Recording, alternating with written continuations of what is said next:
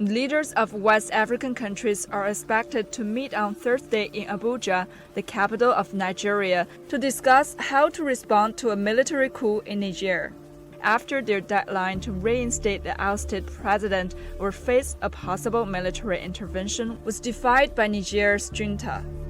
The military in Niger detained President Mohamed Bazoum on July 26.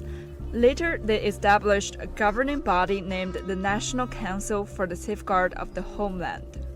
Abdulrahman Chiani, former leader of the country's presidential guard, was chosen as the head. The Economic Community of West African States, a political and economic group of 15 countries, announced an ultimatum and threatened the use of force to restore constitutional order in Niger if the junta failed to comply. However, the CNSP refused to back down when the deadline expired on Sunday. Leaders of the ECOWAS countries are expected to meet on Thursday in ابوجا on the crisis. The coup, the third of its kind in West Africa in 3 years, has drawn global condemnation. Many African countries view the unconstitutional change of power as a threat to stability and development in the continent. The international community fears that instability in the Sahel region would breed extremism. The United Nations has warned of a humanitarian crisis in the region. Humanitarian operations are currently on hold given the situation.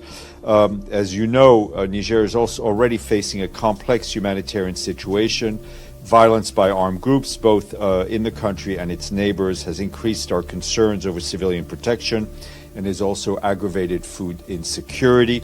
There are currently 4.3 million people in need of humanitarian assistance in Niger. By comparison, the number was about 1.9 million people in 2017.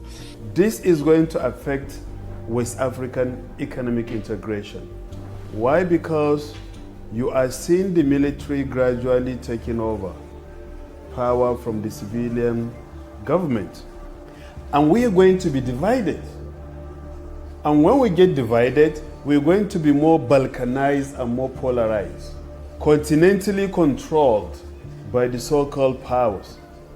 If a stop is not actually created, put on the coup plotting situation in Niger, it will serve as an incentive to the military juntas and military officers to continue to take over the mantle of leadership in Africa. And secondly, that will also show how weakness ECOWAS has become.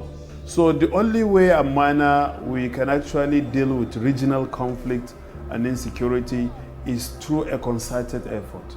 In light of the dire consequences of military intervention, regional countries and the international community are seeking political solutions to the Niger crisis.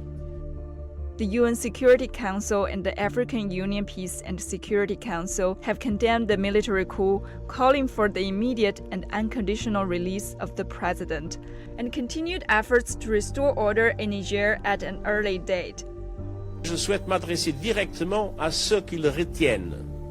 Libérez président Bazoum immédiatement et sans condition. Cessez d'entraver la gouvernance démocratique de votre pays et respectez l'état de droit. We have acknowledged the need for a comprehensive approach that encompasses political, security, and diplomatic dimensions.